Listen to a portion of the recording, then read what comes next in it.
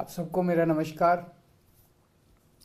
पिछले कुछ दिनों से जिस तरह से जनता को फ्री में मिलने वाली सुविधाओं का विरोध किया जा रहा है, जिस ज़बरदस्त तरीके से विरोध किया जा रहा है, कहा जा रहा है कि अगर सरकारें जनता को फ्री में सुविधाएं देगी तो सरकारें कंगाल हो जाएंगी, देश के लिए बहुत आफत पैदा हो जाएगी, इन सारी फ्री की सुविधाओं को बंद किया जाए। इससे एक मन में शक पैदा होता है कि क्या केंद्र सरकार की आर्थिक हालत बहुत ज़्यादा कहीं ख़राब तो नहीं हो गई है। इतना ज़बरदस्त तरीके से विरोध क्यों किया जा रहा है। पिछले 70-75 साल से सरकारी स्कूलों के अंदर फ्री में शिक्षा मिलती आई है। पिछले 70-75 साल से सरकारी अस्पतालों में गरीबों को फ्री दवाइयाँ मिलती हैं, फ्री राशन हर महीने भेजा जाता है। अचानक ऐसा क्या हो गया कि इन सारी चीज़ों को बंद करने की, इन सारी चीज़ों को वापस लेने की, इन सारी चीज़ों के खिलाफ इतना ज़बरदस्त विरोध क्यों पैदा हो गया। केंद्र सरकार की आर्थिक हालत ठीक तो है। अभी थोड़े दिन पहले ये अग्निवीर स्कीम लेके आए, अग्निवीर योजना। अग्निवीर योजना जब लेके आए तो कहा गया कि अग्निवीर योजना लाने की ज़रूरत इसलिए पड़ी क्योंकि सैनिकों का जो पेंशन का खर्चा है, सैनिकों का जो पेंशन का बिल है, वो इतना ज़्यादा बढ़ गया है कि केंद्र सरकार उसको बर्दाश्त नहीं कर पा रही। आज़ादी के बाद से आज तक पहली बार ऐसा हुआ है कि कोई केंद्र सरकार ये कह रही है कि हमारे से सैनिकों की पेंशन का बिल बर्दाश्त नहीं कर किया जा रहा। आज तक कभी किसी सरकार ने ये नहीं कहा कि देश की सुरक्षा के लिए पैसे की कमी पड़ गई है। आज तक किसी सरकार ने ये नहीं कहा कि सैनिकों की पेंशन का पैसा हम नहीं दे पा रहे हैं। सैनिकों को पेंशन दे के हम एहसान नहीं करते।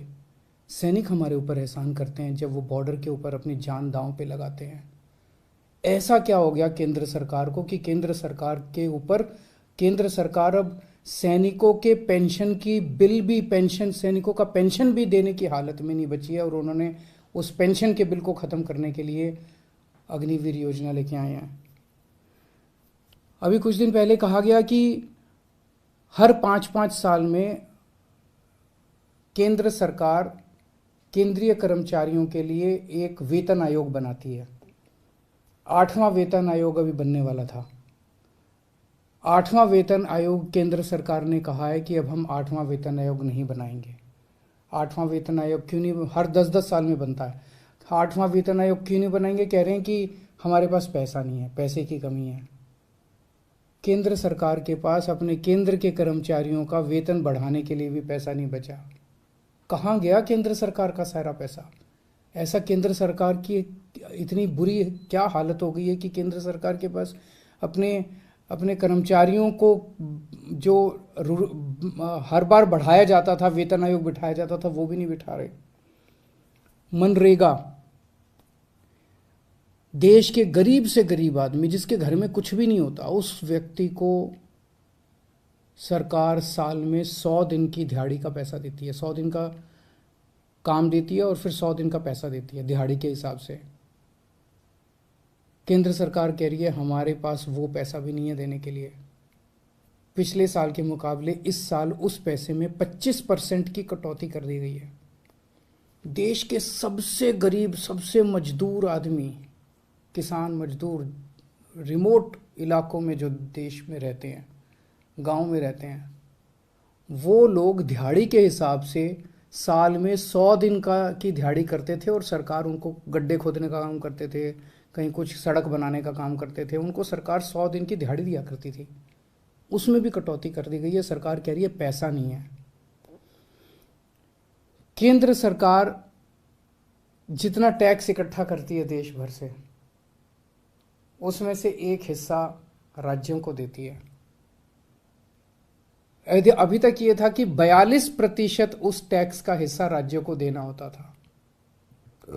पिछले कुछ वर्षों में ये भी घटा के 29-30% कर दिया गया है। राज्यों को जो पैसा केंद्र सरकार देती है उसकी भी कमी कर दी गई है। कह रहे हैं पैसा नहीं है। आखिर गया कहाँ केंद्र सरकार का सारा पैसा। 2014 में जितना टैक्स इकट्ठा करती थी केंद्र सरकार, उससे तो दुगना तिगुना टैक्स इकट्ठा हो रहा है आज की डेट में। ये सारा पैसा जा कहाँ रहा है? आज़ादी के बाद से आज तक, अब 75 साल मना रहे हैं हम आज़ादी के, पहली बार एक गरीब आदमी की गेहूं और चावल के ऊपर टैक्स लगाया गया, खाने पीने की चीज़ों पे टैक्स लगाया गया है। कभी नहीं लगाया, किसी सरकार ने नहीं लगाया। सबसे क्रूर चीज है ये। एक बिल्कुल गरीब आदमी, एक भिखारी जिसका कुछ नहीं होता, वो भी मार्केट से जब गेहूं और चावल अब खरीद के लाएगा, उसको उस पर टैक्स देना पड़ेगा। किसी सरकार ने इतना क्रूर कदम नहीं उठाया था। गेहूं पे टैक्स लगा दिया, चावल पे टैक्स लगा दिया, गुड़ के ऊपर टैक्स लगा दिया, शहद पे टैक्स लगा दिया, छाछ पे टैक्स लगा दिया, लस्सी पे टैक्स लगा दिया, दही पे टैक्स लगा दिया, पनीर पे टैक्स लगा दिया। क्या जरूरत पड़ गई? क्या ऐसी क्या हालत हो गई केंद्र सरकार की कि गरीब से गरीब आदमी की खाने के ऊपर टैक्स लगाने की नौबत आ गई, जो आज तक 75 साल में कभी नहीं हुआ था।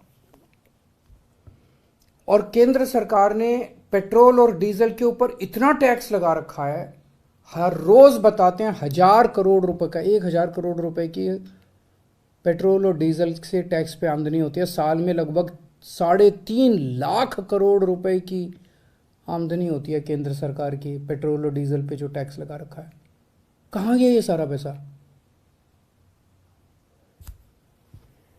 और अब कह रहे हैं कि सारी जितनी सुविधाएं जनता को फ्री में मिलती हैं वो बंद होनी चाहिए। सारे सरकारी स्कूल या तो बंद किए जाएं, और या सारे सरकारी स्कूलों में बच्चों से फीस ली जाए, ऐसा कह रहे हैं ये लोग। आप सोच के देखो, अगर सरकारी स्कूलों में फीस लगने लग गई, देश के कोने कोने के अंदर सरकारी स्कूल, वैसे ही सरकारी स्कूलों के अंदर पढ़ाई खराब है, और अगर सरकारी स्कूलों में फीस लगने लग गई तो बच्चे को तो कोई नहीं पढ़ा पाएगा। आधे से ज्यादा बच्चे इस देश के अनपढ़ रह जाएंगे। देश आगे कैसे बढ़ेगा? कह रहे हैं कि सारे सरकारी अस्पतालों के अंदर अब पैसे लगने चाहिए। सरकारी अस्पतालों में जो फ्री का इलाज होता है वो बंद होना चाहिए। सरकारी स्कूलों से मेरे को याद आया कि कई राज्य सरकारों ने अब सरकारी स्कूलों में फीस लगा भी दी है। मैंने मीडिया में खबरें पढ़ी हैं कि एक राज्य के अंदर 120 रुपये महीना फीस लगा दी है, एक राज्य के अंदर 500 रुपये महीना फीस लगा दी है। कहाँ से लाएगा एक गरीब आदमी 500 रुपये महीना अपने बच्चों को पढ़ाने के लिए? अब ये सारे देश के अंदर सरकारी अस्पतालों के अंदर कह रहे हैं कि सरकारी अस्पतालों में बिना पैसे दिए इलाज नहीं होगा। गरीब आदमी के पास इलाज कराने के पैसे नहीं है, वो कहां से लाएगा पैसे इलाज कराने के लिए? और जिसके पास पैसे नहीं है उसका इलाज नहीं होगा। मर जाएंगे गरीब लोग इस देश के। और अब ये कह रहे हैं कि इलाज, राशन भी, फ्री का राशन भी बंद होगा। फ्री नहीं होना चाहिए, फ्री का राशन भी बंद कर देना चाहिए।